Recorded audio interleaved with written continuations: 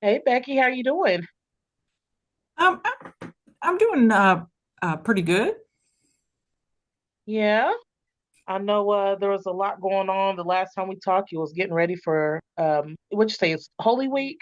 Yeah, it's Holy Week. Yeah, we had our first service of the week last night with Maundy Thursday, and there's Good Friday tonight, and then of course Easter on Sunday, sunrise Yeah, service, and all of that. Yeah, big week. it is. It is. It's an Yeah, exciting week, though. yeah. Um, yeah. I'm also, there's also school and finishing up our finals, and I feel like so far I've been good at time management, which in the past I've not necessarily excelled at. So I'm feeling pretty good about that. Um, but and I'm also spoke with my supervisor this week, and um, he actually asked me when I start practicum in May. Hmm. Um, if I would, there's the previous intern used to lead a domestic violence group therapy. So I might need to ask you about your curriculum you're developing. Um, but he asked me if I'd be willing to take that on as she finishes out her internship. And so I'm pretty excited about that. So overall, I feel like life is pretty good.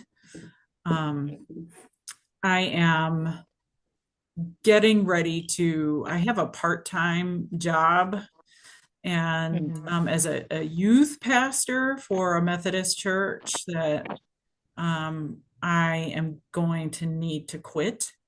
And Well, um, there's always a little bit of anxiety around those things. When I took the job on, it was, um, let's say, largely it was like, oh, well, we can pay some extra bills this way and have a little bit more wiggle room than we had had before. So I'm kind of nervous about that part, but I'm not really nervous to leave the actual place. I think I've been ready to do that for a yeah. while. The Yeah. previous pastor, a Methodist, this is a Methodist church, and Methodists are different than the denomination that I serve, and that they have pastors that they'll, like the judicatory up here, will move pastors around. And so the pastor that hired me on, and we had a really great partnership, and we were actually doing lots of joint things between the Methodist church and the church that I serve full time. And really was viewing that we did a lot to, I mean, in that time frame, we did a lot together, and it seemed really positive. And then, of course, they moved him, and there's Mm. a new pastor that's in there, and um, it's not that I don't get along with her. I just am really, if I can just be blunt, I just don't really like her, which is terrible because I am also a big advocate for, women need to support each other. Um, Hmm. but I just feel like she's really rude.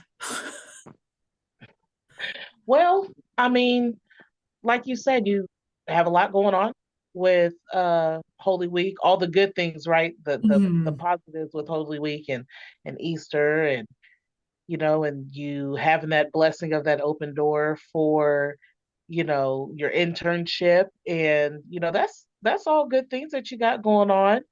And now you did explain also about the difference of the Methodist church, like Mhm. how Methodists do and changing around their pastors and Mhm. like that's kind of the things like kind of like in a rotation is what I got that from. Like Yeah, a there's little bit. Yeah. I mean, okay.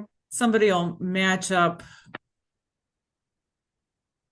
I don't really know how they do it because I'm not Methodist, but somebody Yeah, higher up says, "Oh, we think you'd be a good fit at this church," and they move them around without a whole lot of choice. that can be a lot of anxiety, which I never knew that. So thank you so much for clarifying that. You clarified it without me having to ask. So thank you so much. Because I was wondering, why they would do that, but I want to go back to what you're discussing about the individual. So it's like good things you don't have to like. It's this woman that's very rude, that you don't gel too much with, which is okay. Not Yeah. everybody's going to gel. I mean, you can still be a big advocate and still not gel with some people. That's fine. Mhm. You know, give yourself grace about that. Now, is she part of that rotating Methodist staff? Is that what you're saying? Like she's with them? Yeah, yeah. The senior pastor. So like the rest of the staff, the church just they have the say in hiring or firing.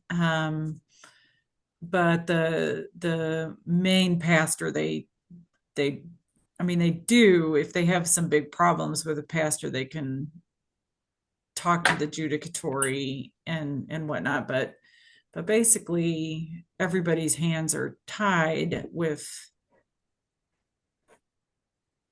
that individual that's coming in. And I guess that part of it was, um, when I first took on the job, we were working together with the previous pastor, and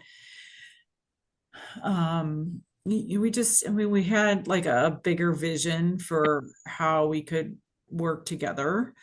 Hmm. And when they moved him, that vision just instantly went down the toilet, which is fine because I mean, at first it was upsetting and I wasn't sure what things would look like, but the church that I'm serving, they're just really wonderful, and I think that has made me maybe more invested in them. And in the long run, they seem to be really open to the idea of having a counseling service through the church. I mean, not like through the church, but at the church, Hmm. um, and meeting people's needs in that way. And so, I mean, like this other vision is coming to life all the time. Um, Yeah. and this other vision is just, it was flushed down the toilet, but the current pastor there, people had indicated that they would like for me to do some group therapies, and she just can't get past the legalities of it. Nor does she trust me in explaining how all that stuff works. So for example, she's just like, I need to investigate what the liability is for the church if we were to have you do that. And so I'm explaining to her that, I have liability insurance through the American Counseling Association, and I've outlined all that stuff for her. And she's like, well, I'm going to need to talk to a friend who did some of this work at his church. I need to ask him. And it's really demeaning to be like, but I'm giving you the answer right here. And she just doesn't believe me. Um, and so there's lots of things like that, things that were put into place before she came, she kind of makes fun of. And I really honestly don't understand why she's a pastor, because she doesn't she's pretty negative. She used to be a district attorney, and handles things in that way. So Yeah.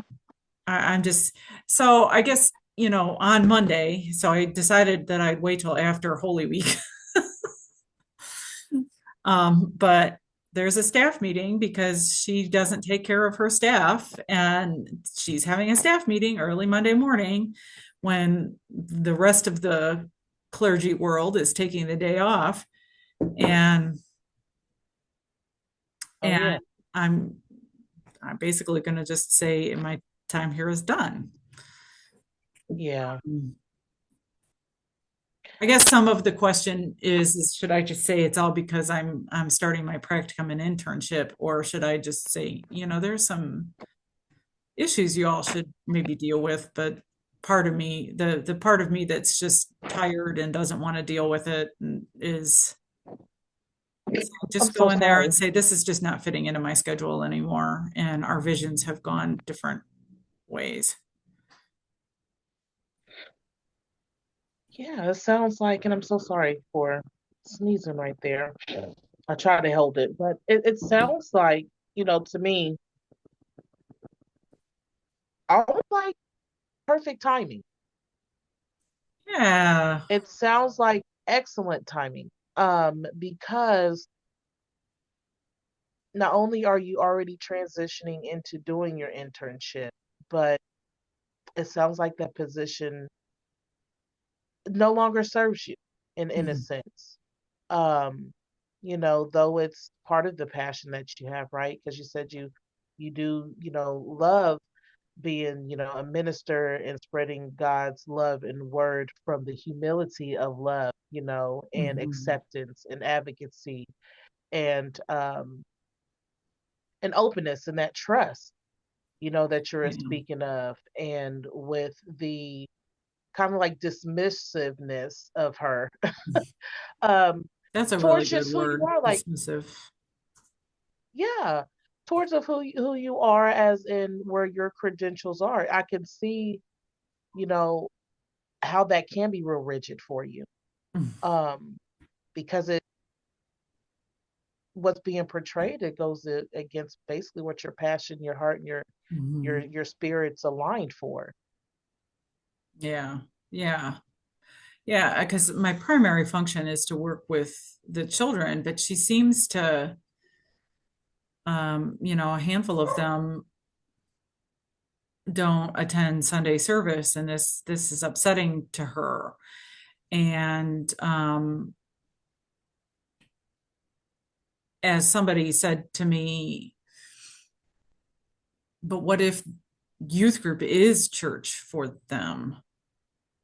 Um, and I guess and that's going to be a hard thing. Is I've gotten close enough with the young people, the teens that I work with, that um, that'll be tough. But there again, the ones that don't attend, I wonder if they would be willing to meet in a different capacity of some kind. I'm not sure. Well, I'm not sure. We'll see. Um, When but you say, oh, I'm sorry. no, no.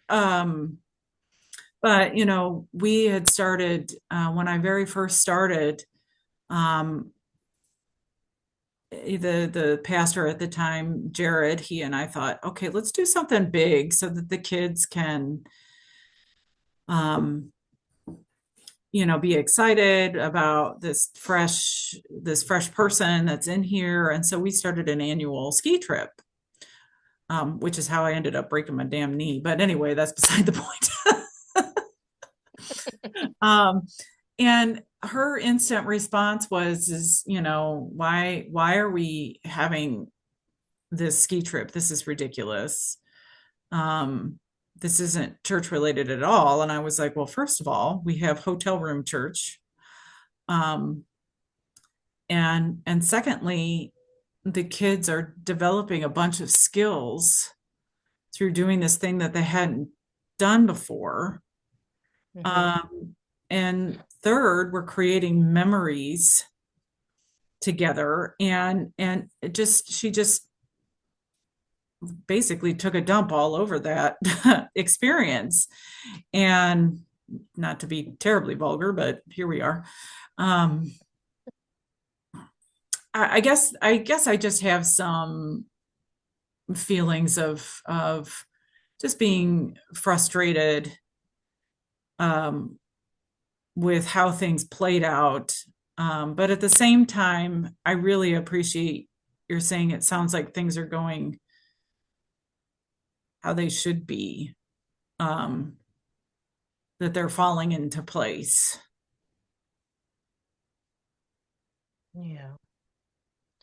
If it feels like, um, because for a moment when you were discussing, the other incident with, the kids being able to go do something big and then her having such a negative connotation around it, I Mm. could feel the weight because the deep breath that you took, your shoulders just went back.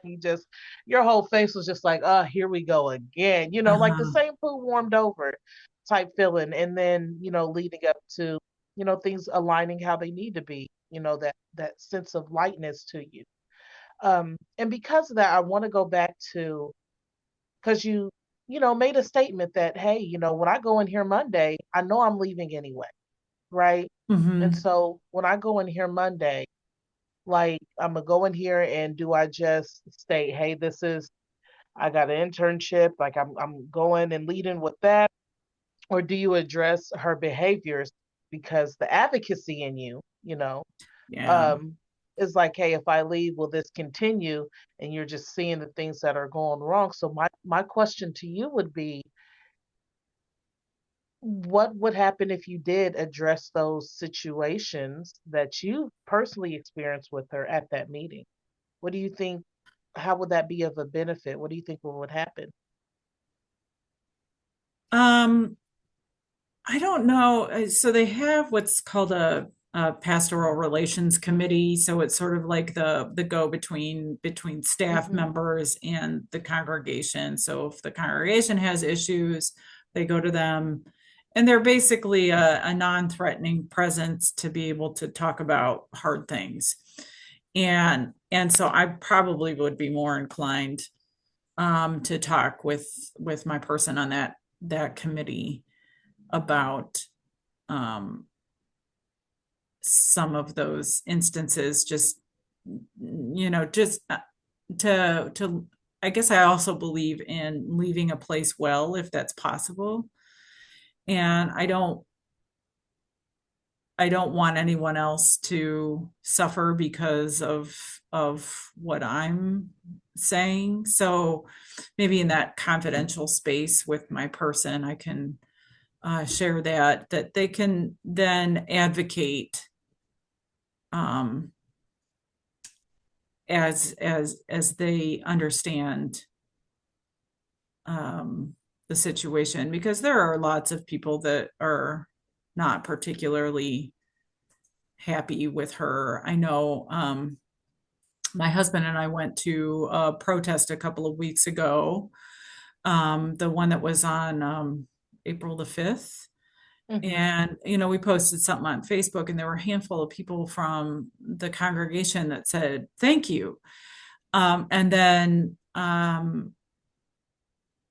following that, at a staff meeting, um, um, one of the members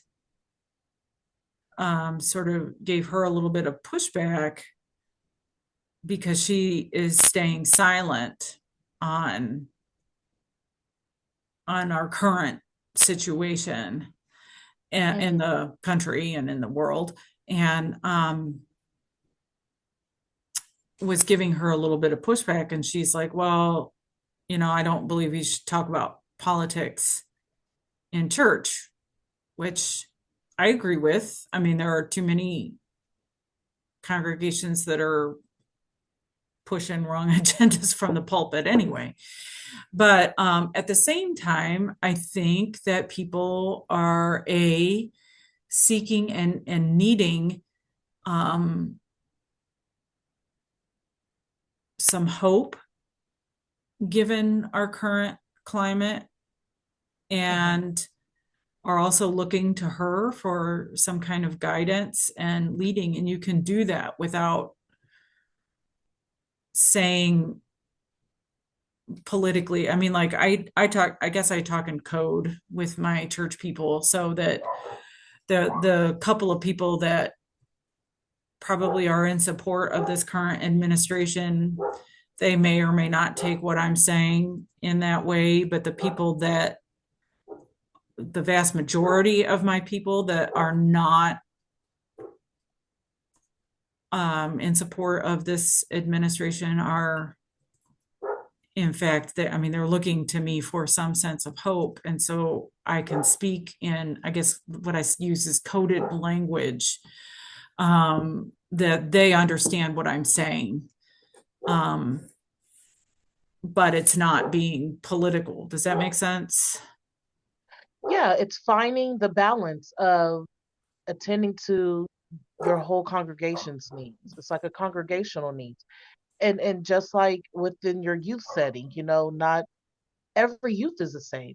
Even Mhm. though you want the same message to be, obtained and absorbed and ponder upon, you have to dissect it and give it in different formats. So I think that you're doing a great job with leveling, that out. So I get that. Um, I would like to say though, because you mentioned about the political stance and how she's apprehensive about that as well. And I'm getting the the feeling that it is um, she probably has opposing views of you in some Oh, aspect of that. yes. Yeah, very, very much so. Uh-huh. Yeah, And she has opposing views to the majority of that particular congregation.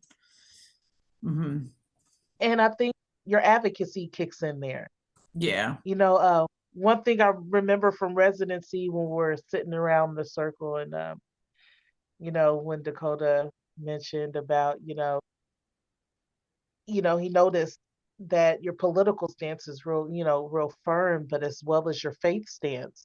Mhm. And um, and I've spoken to you before about other people, and I see when it does get to that point to where somebody selects the viewpoint that is more conserved, closed off, and not as accepting, you have that conflict and that drive with them. Um, and and I can see that's that nurturing side of you that's like, you don't have to be this way, you know?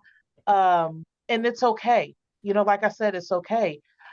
I think how you do with your congregation, of mitigating, of feeding them the same message, but mitigating how it's given to and talking in that code, Mhm. um, may apply that in the future when you come against this another individual that's like her, because we know she won't be the Yeah. first or the last that's like that.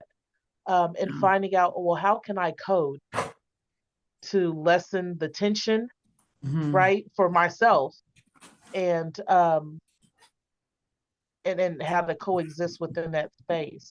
I think that also you going to the council, that's like a mediator in between prior to you leaving, is a wonderful idea. With you still advocating, um, still expressing yourself, but doing it in a very tactful and respectful and professional manner. You know, I want to applaud you for that because a lot of people want to go in. Since I'm leaving, I'm gonna go out with the bells and whistles, and you're like, no, Yeah. I still want this to be cordial. I still want it to be progressive, but these things do need to be addressed. Mhm. Um, so we are coming down to the ending of our session. And I do thank you for sharing with me. And I just want to check in with you. How are you? How are you feeling about, now that you've talked about that transition? Um, I feel okay. I really do. I think, you know, I feel okay. I feel like having oh, what is it? Um,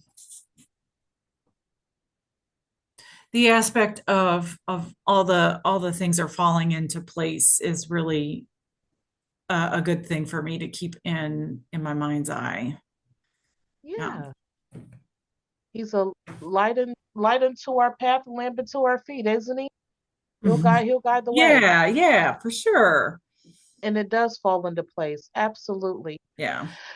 So going forward with going into this meeting on Monday, that, since you are having to complete your internship and Mhm. you already know that you're going to transition and you believe Monday will be a good space to announce that, to actually start moving forward with that progression and focusing on your congregation. And after Holy Week has been the beautiful celebration of Holy Week has been completed, and I know you're going to do a phenomenal job. Um, Going forward, what aspects would you say would need to be put in place to help with that transition? You said one, going to the council, right, and Mhm. discussing, the kind of contention and the concerns that you have that's been going on, and then what other goals could we um, actually put in place for, helping out with that transition into your internship as well, and with the kids, because I know that that was your concern. Well, I think one of the things that I've decided that I want to do is once, like the date becomes finalized, um for when, I mean, I'll give them, what, either the 2 weeks or go through vacation Bible school or something like that, which is in the middle of June, which will be a hairy couple of weeks. But anyway, that's beside the point. But to sit down and talk with the kids about, um, making sure that they understand why I'm leaving, and to leave them well, and to know that, they'll likely get someone else in there, and which is as it should be. Um, and just to leave them well in trusting that person that comes. Um, but because there's some ethical boundaries in there that I need to be mindful of. But to Hmm. say that I am supportive of them, and will continue to be so. But to leave Hmm. them well is a big goal for me. Absolutely. So yeah, I would meet with the middleman of the council, and then, just start formulating that transition, that Yeah. discussion of, hey, letting them know everything's falling into place, not just for me, but for you too. Yeah. Yeah. I like that for them too. Yeah. Yeah, so those are good goals. So yeah, our time here is up. It's been such a blessing speaking with you. Thank you for allowing me in this space again. Um, as we close out, just taking one deep, deep breath with me. And then we're going to deep breath in for 6, hold for 4, release for 6. Okay. Okay. Okay, ready? Hmm. Deep breathe in,